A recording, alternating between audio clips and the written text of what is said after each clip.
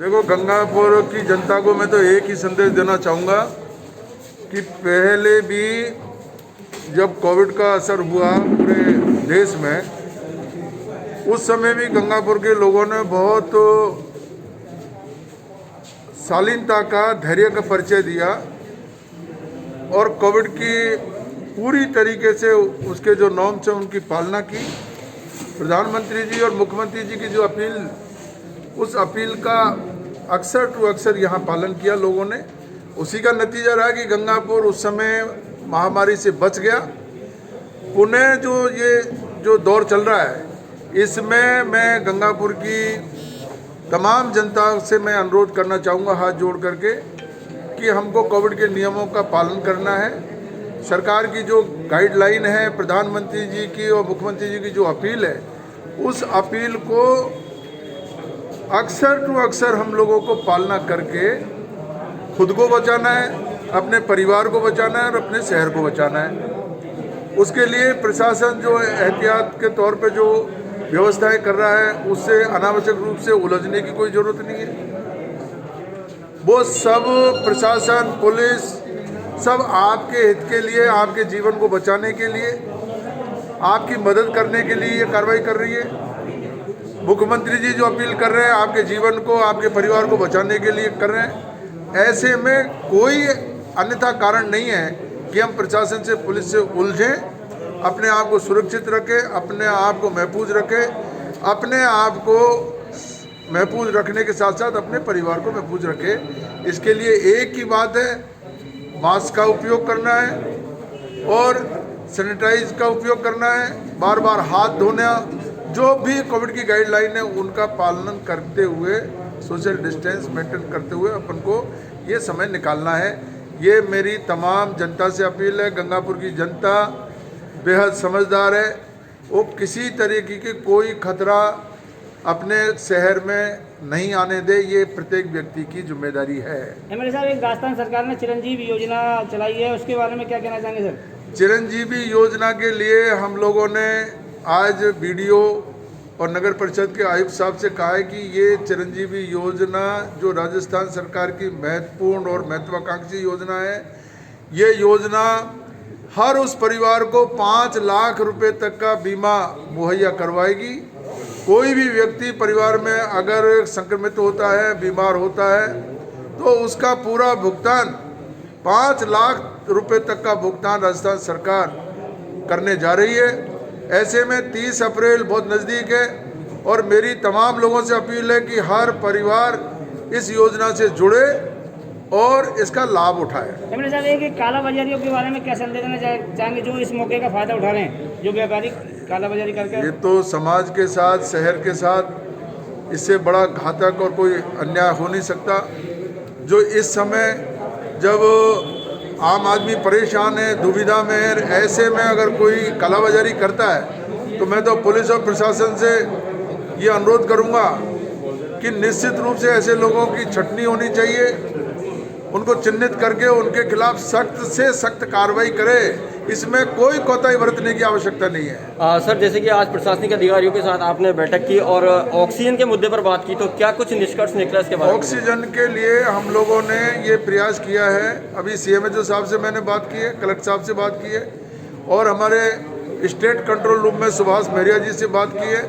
गंगापुर में ऑक्सीजन की कोई कमी नहीं आने दी जाएगी। हमारा ऑक्सीजन प्लांट जो यहाँ पर लगा हुआ है सरकारी अस्पताल में, उसमें एक जनरेटर की कमी है, वो जनरेटर की व्यवस्था भी जल्दी से जल्दी हम जनरेटर की व्यवस्था कर रहे हैं और जो डी टाइप के सिलेंडर हैं उनकी जो कमी है उसको भी बहुत जल्दी हम गंगापुर में उसकी पूर्ति करेंगे। एमएलए साहब, एक गंगापुर सिटी के अस्पताल में कोई भी आईसीयू वार्ड नहीं है, इसके लिए कोई व्यवस्था हो सकती है? गंगापुर का हॉस्पिटल अभी 150 बेड से बढ़कर के 200 बेड का हो चुका है। सारी सुविधाएं उसी रफ्तार से उसमें धीरे धीरे उसमें बढ़ रही है। जो कमी है उनकी पूर्ति बहुत जल्दी हम लोग करने जा रहे हैं। एमएलए साहब, जिस तरीके से सामान्य चिकित्सालय में देखा जा रहा है कि अभी तक एक भी वेंटिलेटर की व्यवस्था नहीं है और कोरोना संक्रमण का खतरा बढ़ता जा रहा था, उसको लेकर क्या तैयारी है आप? वेंटिलेटर की व्यवस्था के साथ साथ हमने जो ऑक्सीजन का वहाँ प्लांट लगा हुआ है, जी सर, तो ऐसी कोई दुविधा आ नहीं रही है। अभी लगातार वहाँ पर जो भी मरीज हैं उनको ऑक्सीजन की कोई दुविधा नहीं है।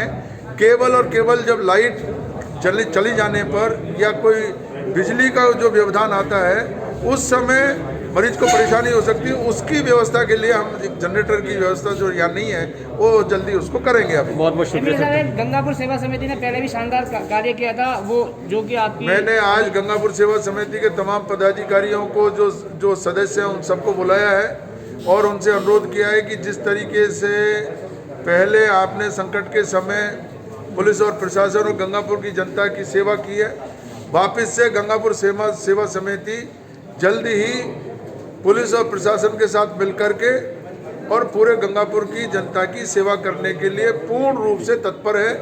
उसके लिए जो भी खर्चा होगा, जो भी व्यवस्थाएं प्रशासन और पुलिस के माध्यम से हम लोगों से मांगी जाएगी, उसमें पूरी तरीके से हम प्रशासन का साथ देंगे। एक एमएलए साहब, गंगापुर सेवा समिति आपकी तरफ से आपके मकान पर वो एक अच्छी शानदार व्यवस्था आपने पहले की थी, वो अब निरंतर जारी है खाने के लिए। इंदिरा रसोई की जो व्यवस्था है जिसमें 8 रुपये लेने का प्रावधान है, वो 8 रुपये भी हमारे यहाँ वो नहीं लिए जा रहे हैं। 8 रुपये का भुगतान गंगापुर सेवा समिति अपने खाते से कर रही है। निःशुल्क भोजन और अच्छी क्वालिटी का भोजन वहाँ पर उपलब्ध कराया जा रहा है। वो व्यवस्था अभी तक बरकरार है, आगे भी वो बरकरार रहेगी। सर, शहर में इस समय गर्मियों का सीजन चल रहा है और गर्मियों के सीजन को देखते हुए कई जगह पानी की समस्या आ रही है, लोग वहाँ कई बार जाम की स्थिति भी बन रही है, जाम भी लगा रहे हैं, तो आने वाले दिनों में शहर में क्या लोगों को कोई जाम लगाने की आवश्यकता नहीं पड़ेगी। केवल टंकी और राइजिंग लाइन के बीच के जो कनेक्शन रह रहे हैं उन सारी की सारी व्यवस्थाओं को मैंने अभी मॉनिटरिंग कर रहा हूँ और जल्दी से जल्दी 10-15 दिन के अंदर अंदर जो टंकी की व्यवस्था, टंकी से जो जुड़ाव नहीं हो पा रहा है, उस व्यवस्था को हम उसको जल्दी करवा करके 10-15 दिन के अंदर अंदर और सारी टंकियों को चालू करेंगे और गंगापुर में पानी की कोई तरह की दिक्कत नहीं रहेगी। केवल थोड़ा सा जो टेक्निकल दिक्कत है उसको जल्दी से हम दूर करके और पानी उपलब्ध करा रहे हैं। इसके लिए गंगापुर सिटी की जनता के लिए आपकी खास अपील क्या रहेगी? खास अपील मेरी यही है, इस समय ये संकट का दौर है, पूरा प्रदेश और देश इस महामारी से जूझ रहा है और इसमें केवल और केवल बचावी उपचार है। और जो वैक्सीन का मामला है, वैक्सीनेशन जिन लोगों का नहीं हुआ है वो किसी तरह के उसमें भ्रमित नहीं हो, अपनी बारी आने पर वैक्सीन लगवाएं। वैक्सीन बिल्कुल सुरक्षित है और पूरी व्यवस्था है वैक्सीन की। जब भी अपना नंबर आए वो वैक्सीन लगानी चाहिए। लोग वैक्सीन के प्रति जो उदासीन हो रहे हैं, भ्रमित हो रहे हैं, कुछ लोग भ्रमित कर रहे हैं, उनसे मेरी अपील है कि उनको भ्रमित होने की कोई आवश्यकता नहीं है। मैंने खुद ने वैक्सीन लगवा रखी है, हमारे प्रधानमंत्री जी वैक्सीन लगा रहे हैं, मुख्यमंत्री जी लगा रहे हैं, तो कोई कारण नहीं है कि हमको उससे डरें और उसको अनावश्यक बातों में कोई भ्रम में आकर के और गलत धारणा सोशल मीडिया पर जो वैक्सीन के खिलाफ जो प्रचार प्रसार किया जा रहा है उसके खिलाफ क्या किया जाएगा सर? तो देशद्रोह का मामला है। सोशल मीडिया अगर वैक्सीन के बारे में कोई भ्रमित प्रचार करता है तो आम जनता के और आम नागरिकों के साथ इससे ज़्यादा धोखा, इससे ज़्यादा भ्रमित करने का कोई अपराध बनता नहीं है। वैक्सीन बहुत ही सोच समझ करके, टेस्टेड हो करके, और हमारे देश के प्रधानमंत्री जब लगा रहे हैं, मुख्यमंत्री जी लगा रहे हैं, तो कोई कारण नहीं है उसमें भ्रमित होने का। इसलिए मेरी अपील है कि वैक्सीन के बारे में जब भी अपनी बारी आए जल्दी से जल्दी अब वैक्सीन लगाएं। एमएलए साहब, एक जो जिन कॉलोनी में पानी नहीं पहुंच रहा, टंकी का निर्माण अभी हो चुका है लेकिन पानी आ रहा है, क्या टैंकरों की व्यवस्था की गई है? गंगापुर में 60 टंकियां बन चुकी है, केवल एक टंकी अभी चालू हो पाई है पंचायत समिति वाली। 6 टंकियां, उनमें बहुत माइनर कमी है। राइजिंग लाइन का काम लगभग हो चुका है, राइजिंग लाइन से टंकी का कनेक्शन, ये छोटी मोटी बाधाएं हैं, इनको बहुत जल्दी हम लोग इनको कवर कर रहे हैं। पीएचईडी के अधिकारियों को मैंने कह रखा है इसको जल्दी से जल्दी इनको जोड़ करके पानी की आपूर्ति। जब पानी नहीं पहुंच रहा, क्या टैंकरों की व्यवस्था की गई सर?